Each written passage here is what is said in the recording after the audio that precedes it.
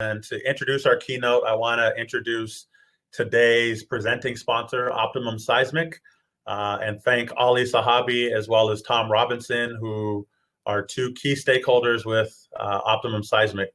So before we get to that, I want to show you a short video from our presenting sponsor. Optimum Seismic Incorporated, a leading commercial construction company, provides high-quality structural engineering, steel fabrication, and construction services for multifamily and commercial buildings. The Optimum Seismic team has completed more than 3,500 earthquake retrofits, renovations, and change-of-use projects on buildings throughout California. Our tradition of service is built on value engineering, a systematic method of achieving the best combination of functionality, safety, and cost-effectiveness. Our commitment to superior customer service is the foundation of our business, and we customize every project to suit our clients' needs. Our commitment to our clients is to provide the best engineering and construction services to meet their needs, just as our team has been doing since 1984. If you want the finest engineering and construction solutions for your earthquake retrofit, renovation, or change-of-use project, choose Optimum Seismic for unparalleled value and safety. All right. Well, thank you to Optimum Seismic. And I'm going to introduce Tom Robinson. I just have to say I've worked with Ali and Tom for a little over a year in regards to the work that they're doing to help businesses be resilient. And if we've learned nothing during this pandemic, it would be how to be resilient, how to plan for the future, and how to prepare. So Tom Robinson is the strategic advisor for Optimum Seismic. He is the co-founder with Ali Sahabi. And Optimum Seismic is one of California's leading earthquake retrofit and renovation companies. Its sister company, Optimum Group, is a full-service development company. Prior to joining the Optimum Seismic team, Tom has 40-year career in California municipal government, including city manager of La Mirada, interim city manager of La Habra Heights. He also worked for the cities of Cerritos and Commerce. He holds a master's degree in public administration and a bachelor's degree in journalism from California State University, Long Beach. He serves as president of Southern California chapter of Institute of Management Consultants USA, an accredited member of the Public Relations Society of America. He is a founder and past president of the California Association of Public Information Officials, an active member and past president of the Rotary Club of La Mirada. Tom has served on the board of directors of a nonprofit organization fighting children's cancer. So thank you, Tom, and thank you, Optimum Seismic, for your sponsorship today. I'll turn it over to you to introduce our keynote speaker for our economic address. Thank you, Colin. I appreciate the opportunity to be here with you today for this excellent program that you're putting on. I've had a chance to see some of the sessions, and you're doing a great job. It's a pleasure for me to be here to join you virtually for this session to represent Optimum Seismic. Our company does work in communities throughout California, as you just saw in that video, and we are very impressed by the high standards maintained by the City of Culver City and the Culver City Chamber of Commerce. We look forward to being an active member of this business community for many years to come. As you saw in the video, Optimum has been working in California since 1984. During that period of time, we've done more than 3,500 earthquake retrofit, building renovation, adaptive reuse, historic preservation, and new development projects. And they've all been done by and guided by the tradition of excellence that Optimum Seismic has built up over the years. Optimum Seismic, I'm putting in a plug here. Optimum Seismic is currently working on a number of leading business organizations, including the Culver City Chamber of Commerce, to produce the Resilience Advantage webinar series, which is actually playing right now. We're head to head in terms of webinars today. These 12 webinars that will be shown throughout the year are designed to provide business and property owners, as well as community leaders, with important information on how to safeguard existing buildings and new buildings, protect their investments, and protect the people of their community from one of California's greatest natural hazards, earthquakes. We hope you will join us in the future for one of these upcoming programs. Now let's turn some attention to today's keynote presentation. Kevin Klowden is our keynote speaker today. He's the Executive Director and Managing Economist for the Center for Regional Economics and California Center at the Milken Institute in Santa Monica. The expanding and increasingly high-profile Center for Regional Economics and the California Center focus on key economic development, job creation, and human capital issues affecting regional economies in the United States and globally. His key areas of focus are business and workforce climate issues, technology and entertainment, how California interacts and competes in the world economy, and investments in infrastructure and international trade. Kevin serves as the chair of the Trade Finance Advisory Council of the U.S. Department of Commerce, member of the Dean's Leadership Board at the School of Engineering at California State Polytechnic University in Pomona.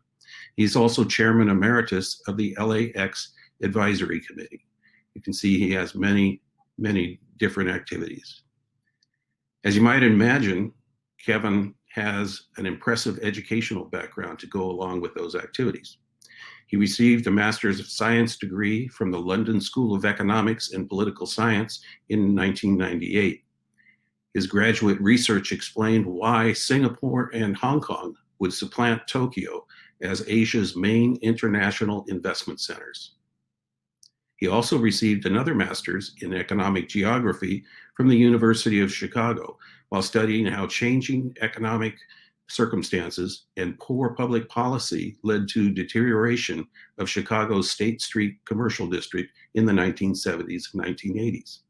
You can see from his international experience and his local experience that he brings a unique perspective to this presentation today. And I'm sure we're all looking forward to hearing Kevin Klowden's insights on our economic outlook and the state of the recovery. So let's all give him a big hand.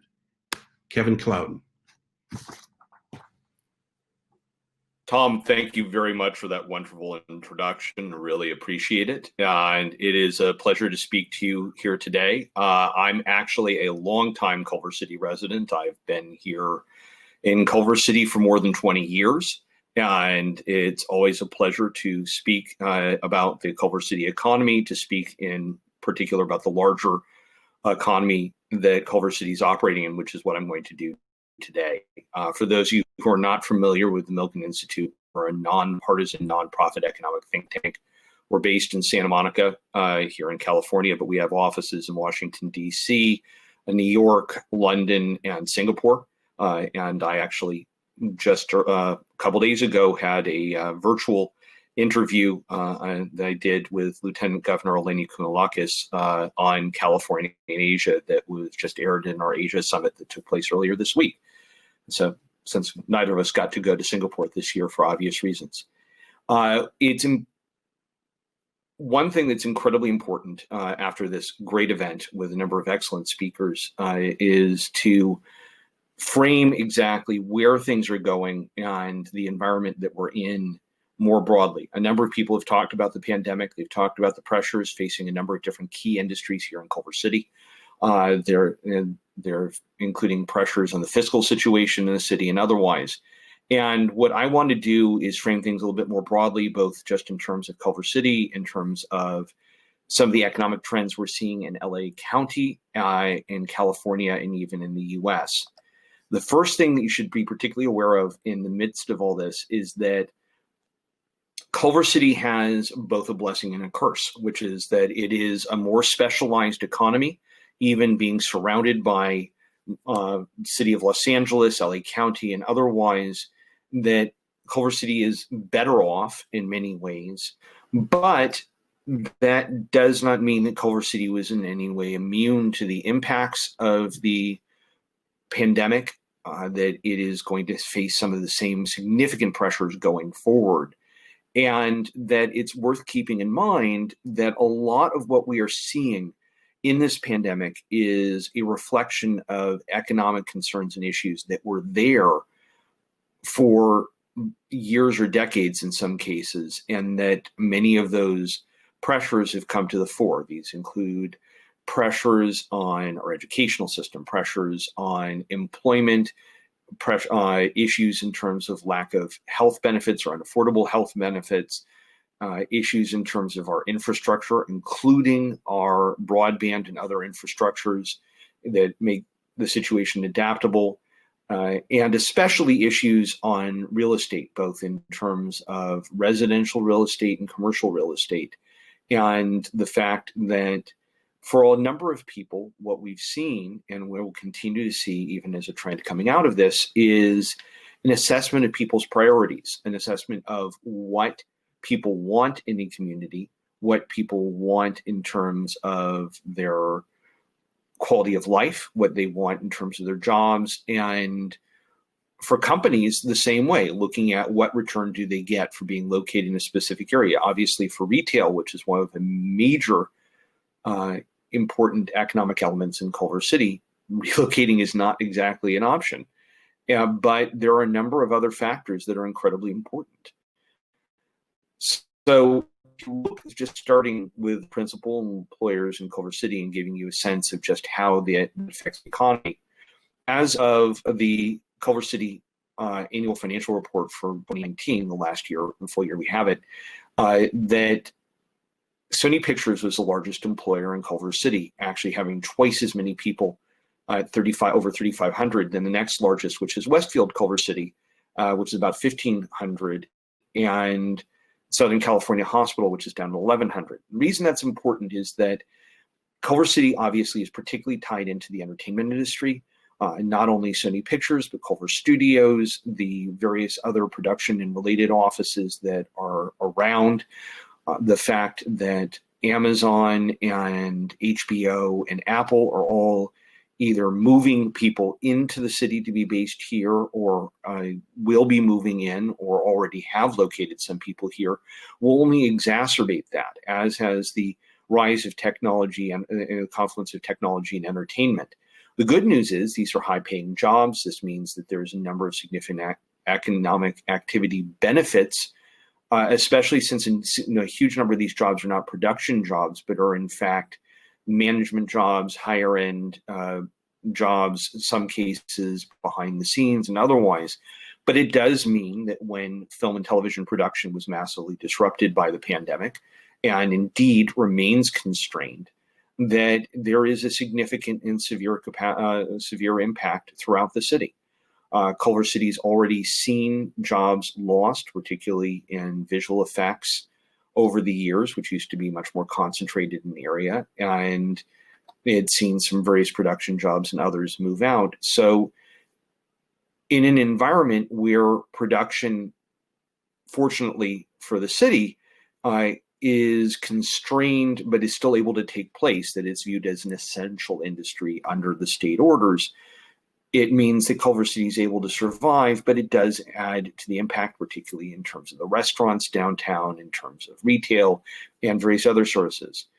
Culver City, if you actually look at it, is particularly tied in both in terms of the impact of its restaurants and the activity in downtown Culver City and the activity that goes on in terms of the retail sectors and otherwise.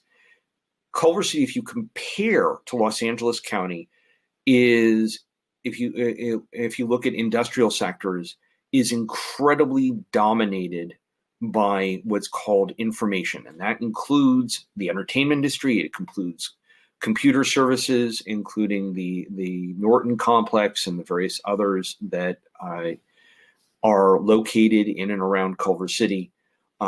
The other one that's, interestingly enough, that is tremendously impactful in Culver City is waste management. But if you go by private sector employment, information is 24% of employment in Culver City.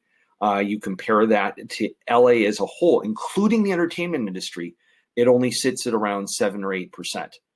Waste management is down about 7%. It's at 20% in Culver City. Professional services sit at 14% in Culver City, as opposed to around 8% in LA as a whole. And what's interesting is that even though Culver City is home to a significant hospital. Healthcare is not nearly as impactful in terms of employment in Culver City as it is more broadly. That employment in healthcare actually only comes in around 7% of the workforce, as opposed to around 17% for LA County as a whole. And even the leisure sector, in terms of accommodation, hotels, and others, which have definitely been impacted by Culver City and definitely have hit not only businesses but the city coffers, it's still not nearly as exposed as one might think, where employment is around 7% in Culver City as opposed to around 11% for LA County as a whole. And it does mean, however, that the loss of tourism, the loss of travelers, and that kind of issue is going to continue. And we're going to see that more broadly in LA County. We're going to see that more broadly in Southern California, especially if you look at the fights over Disneyland, where Disneyland has stayed closed and is going to stay closed until no matter what, early next year. Walt Disney World has had an opposite experience. Florida made sure that Disney World was able to stay open, but you're also dealing with the fact that in Florida, they're not tracking what happens in terms of people who go to Disney World and how they spread COVID-19 in their families, in their communities, or otherwise. And that's actually a huge issue, and it's something that's going to be very important in understanding how the pandemic is going to stretch on into this next year, is the fact that in the United States, we don't do a very good job of what's called contact tracing who gets infected, where they get infected, and how that spread is. Nobody in South Dakota was willing to trace the activity out of the Sturgis motorcycle rally that was held in the middle of the summer.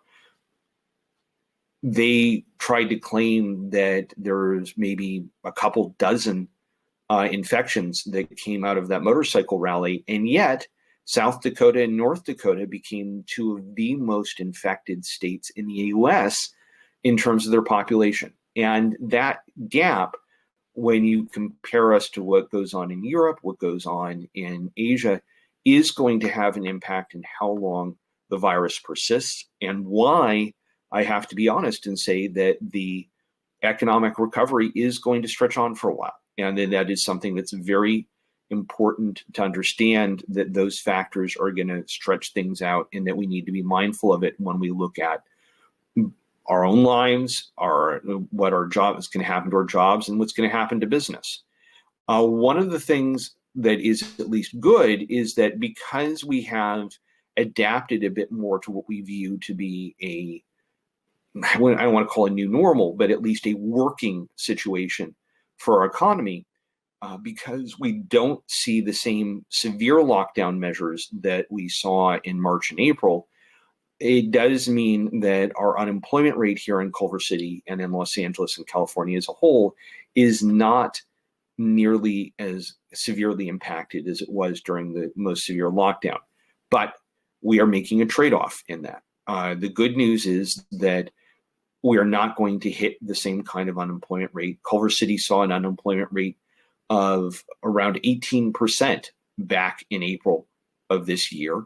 That actually was still better than what we were seeing in LA County. In LA County, it managed to reach well over 20% by May. Culver City flattened and went back down.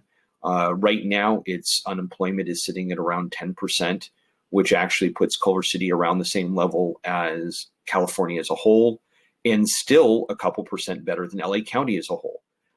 LA County is still being very significantly impacted, much more than most of the state, by the lack of tourism and travel, by the fact that even though trade numbers, which I can talk about in a minute, have recovered in terms of our imports, especially going into the holidays, that we are not seeing the same number of exports going out, that because of supply line disruptions and production disruptions, that we're not seeing the same level of exports here in California going out to Asia and Europe and elsewhere.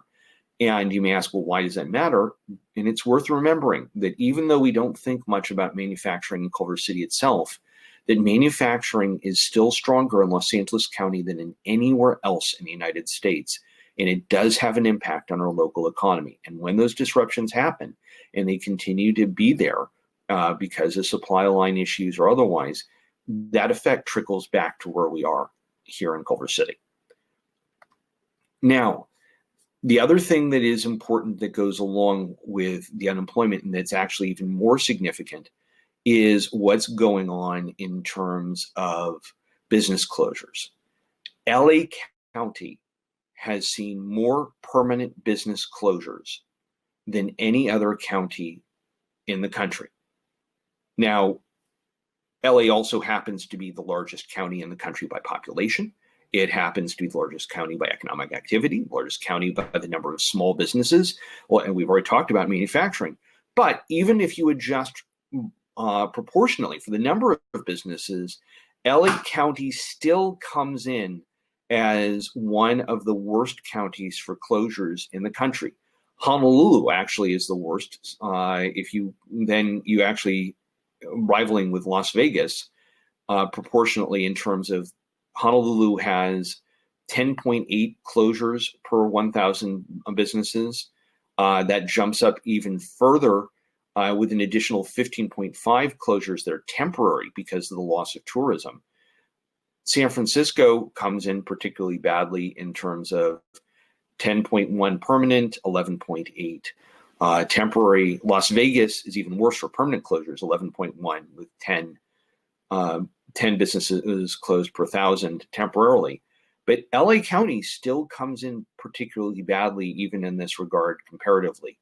And that is a problem that we are going to continue to see. It's the counties that are impacted not only by tourism, but the counties that are also particularly impacted by the nature of our early closures, the fact that we were exposed to COVID earlier, that we are still very vulnerable, the fact that right now we are seeing record highs in terms of the number of infections, and the fact that that high is going to keep going up until at least close to Christmas.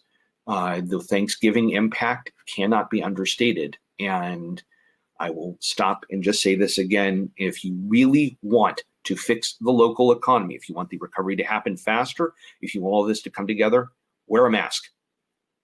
Don't fall into the trap of going and spending a lot of time socializing with people that you are not in your immediate family.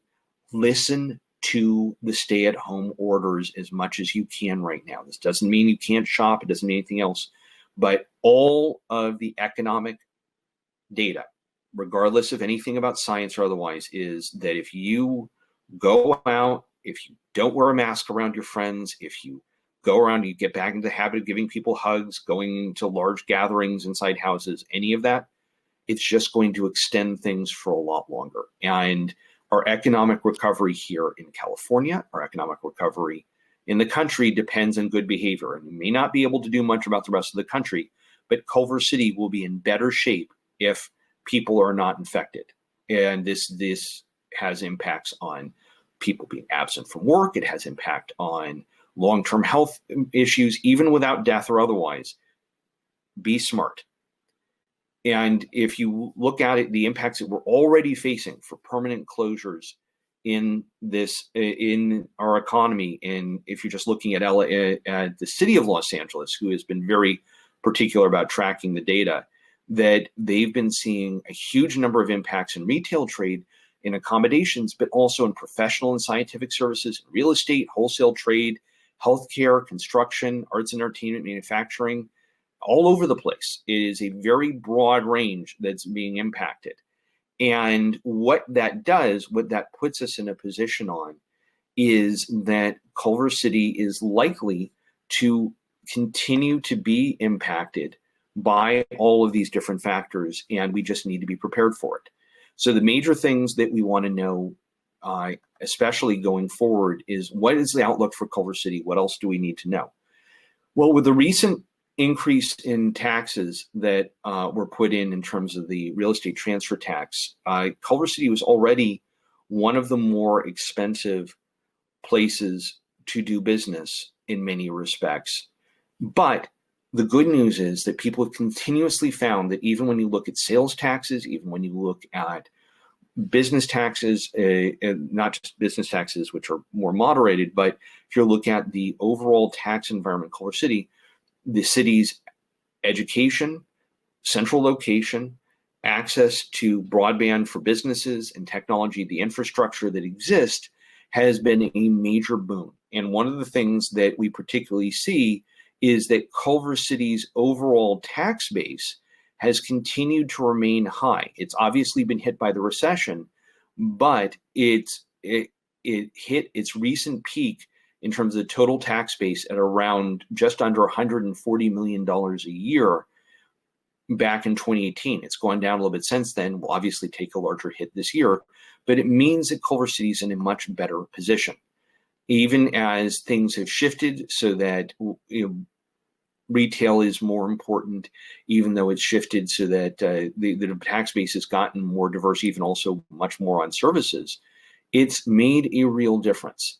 The key thing for Culver City going forward is the fact that the demand for being here in terms of people who want to live here, send their kids to school here, who want to be able to function here, is that the competition is driven by quality of life, what is viewed in terms of what you get, as I mentioned earlier in the presentation. And the real key advantage that happens is that Culver City, even though it's seen property values go up significantly between 2010 and 2020, the home market has seen prices even under this period go up by around 30 to 40%. The increases are not as severe as we've seen in places like Santa Monica or even El Segundo, and nothing compared to Beverly Hills. But they've been very consistent, and they've been consistent in a very regular way because the proximity to jobs, even with COVID, the proximity to services, the quality of life is viewed as highly desirable. And what's interesting is that as much as rent control was passed, and obviously there is a huge amount of pressure right now on the local economy because not only of renters facing eviction and the moratorium that's been in place, but also the impact that's happening on landlords who are not able to collect rent, who are often months behind in terms of what they were promised or expecting. And that Culver City has actually seen, after significant increases in its rental rates in the first half of the decade, that basically stabilized after 2016 and has actually gone down slightly, even leading up to the pandemic.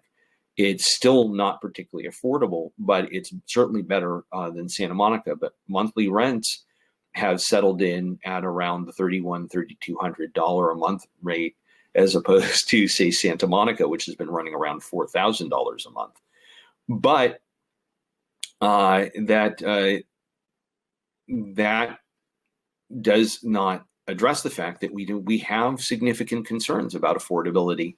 And because of that proximity to jobs, and as more jobs come in, it is essential for Culver City going forward. And this is also a reflection of what California has to face. This is a reflection of what we are seeing more broadly, is the fact that there is a real fundamental need to look at what is long-term sustainable.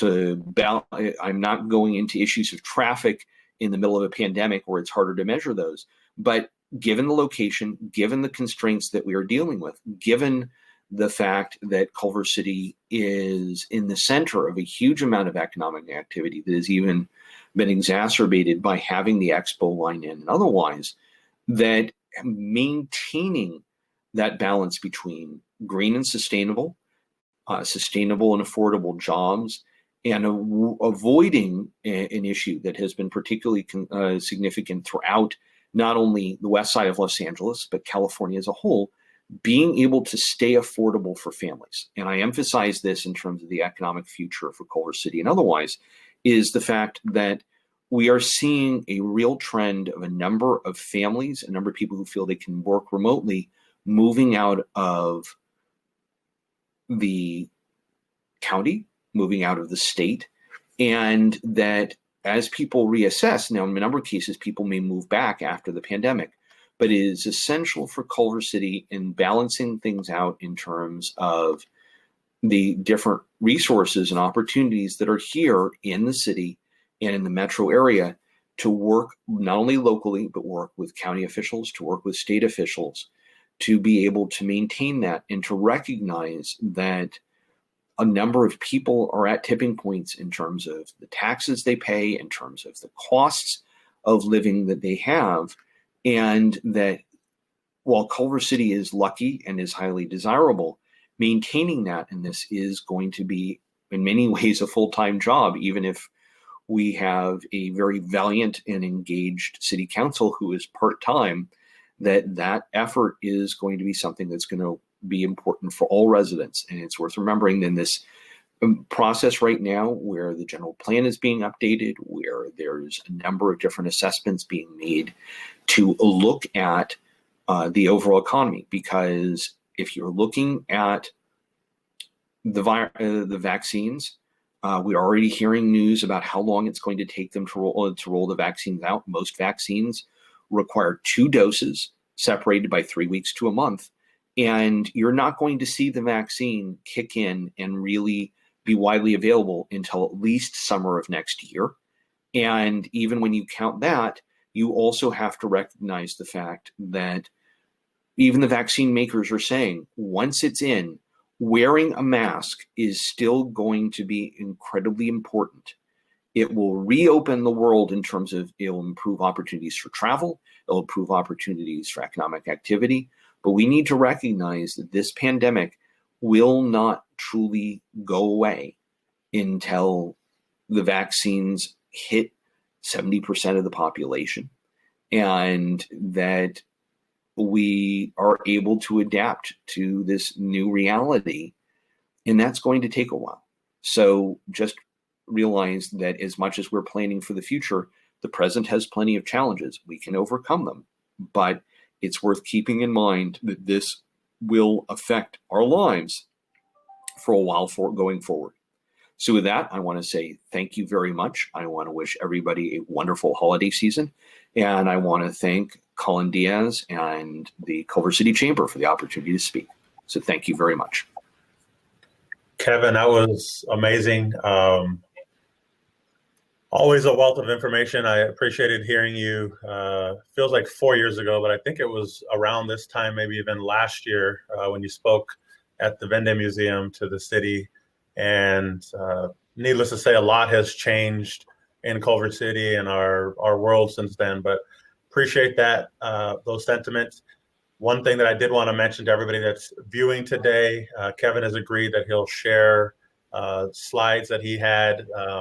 I figured instead of him going through a slide presentation where you're trying to screenshot and catch numbers, that if he just spoke to us and made the slides available later, that would be better off for us. So he will be doing that. And I just want to thank you for your words, your time, and for joining us. He didn't mention that he actually blew off a very large public speaking show. I'll leave it nameless, but to join us today. So thank you for that, and look forward to connecting with you soon. In terms of kind of wrapping out the event, again, want to thank everybody for their time and for joining us. Couple of things. Thank you to our sponsors. You guys made today possible by allowing us to use this beautiful platform. Thank you to our panelists. You guys were amazing. I had the pleasure of hosting 2 of the 6 forums, or moderating 2 of the 6 forums, but I popped into some of the others, and there was just great content going on. So as Cedric said at the onset of this event, we are recording and have recorded all of the sessions, including the keynote addresses, and we'll make that available to you all after the event. So it should be sometime next week. In addition to that, we'll make the slides available from Kevin Klowden, as well as a bonus for you all joining us today. So with that, give you back 3 minutes of your day. Thank you for joining us. Be well, be safe, and shop local. Figure out a way to spend a little bit more of your money that you're going to spend anyways in Culver City, patronizing Culver City businesses, helping our community continue to be strong. We're excited to be going into our 100th year of existence as a chamber, and hopefully my call to action to you all would be to lean into the chamber more. We're going to have some centennial related activities, as well as the great undertaking that we all will face in recovery starting next year. So with that, thank you. Have a great rest of the week. If I don't see you before, have a happy holidays, happy and safe, and we'll see you in the new year.